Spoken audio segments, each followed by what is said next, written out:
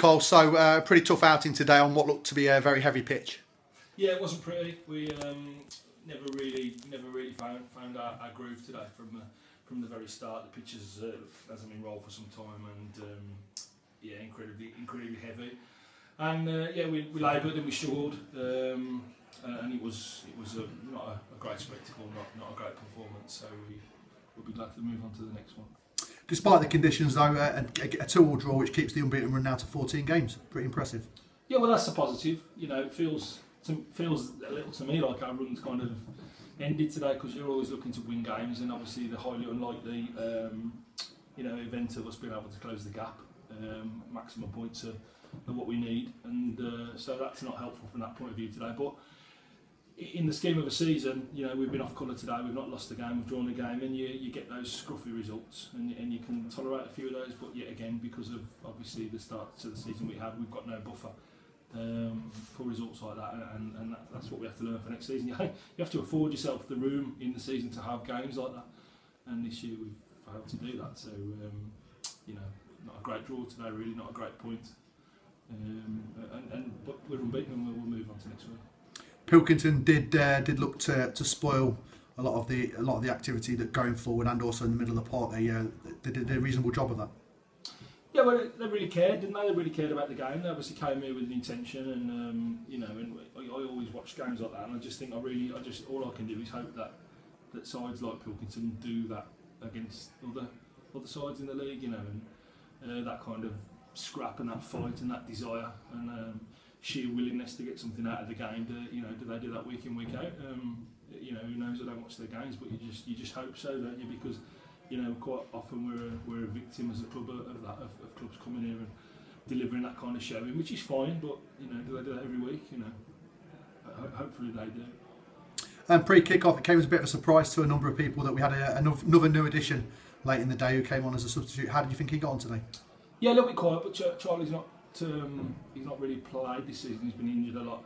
He was a player that I was aware of, and I've been aware of for some time, but kind of beyond our grasp, really. He's been contracted at Hensford Town for a while now, and has been a first-team player at Hensford Town. He has been on loan at Rushall this season from Hensford when they got promoted to the Conference North to just get some more experience at either Northern Prem level.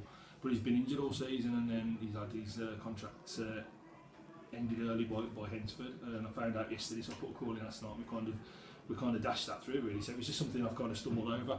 It wasn't a direct replacement for Matt or anything like that. It wasn't something that was planned. It was just an opportunity to take a look at a player, and that's what we're going to do. So we'll see. I'll have a chat with Charlie later. He's a bit quiet today, and not been able to show really what he's about. But as I say, he's not played all season. What he needs to do is play games. He needs to play football. So, but his pedigree is exceptional, and as I say, been rewarded for the last few years with a contract at Hensford Town. So he's certainly not a pony. He's going to be a good player for us if we can make it a regular thing. The vote for the Hinckley AFC Player of the Month has just closed, and we're announcing now that Marco Adagio was the Player of the Month for December. A word on Marco's performances. Marco's sensational, and I don't think there was ever going to be another winner other than Marco for the month that's just ended. His all-round performance, his goals, are obviously critical for us. And when he has a quiet day like he did today, you really feel that he's kind of not there. Do you know what I mean? So it's hard now to imagine all that period of time that we played games when Marco wasn't in the side at all.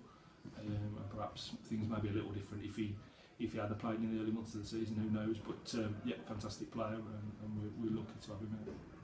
Looking ahead to Pershore, what are the ambitions? What sort of things could be done a little differently today that would change the result from a draw to a win? Well, I always think with us it's tempo. It's when we don't do so well, and when we do well, it's tempo. It's whether we move the ball quickly and sharply enough, or whether we don't and we labour. And today we were just too slow and laborious in everything we did. The pitch is shocking.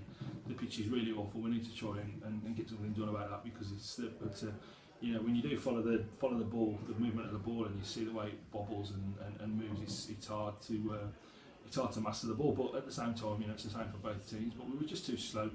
We were too slow in possession. But you know, listen, we'll give the lads an off day today. We're just sitting in the dressing room. We're not going to dish out any today. We're going to just say you're not good enough. We know it's not good enough. Go home, look yourself in the mirror, ask if you did enough today, or if you let yourself down. Put your hands up, and we go against Saturday. And you know, I think that the lads have earned a bad day at the office today. And you know, like I say, next Saturday hopefully we'll be more sprightly. Thank you, Cole. On to next week. Cheers, thanks.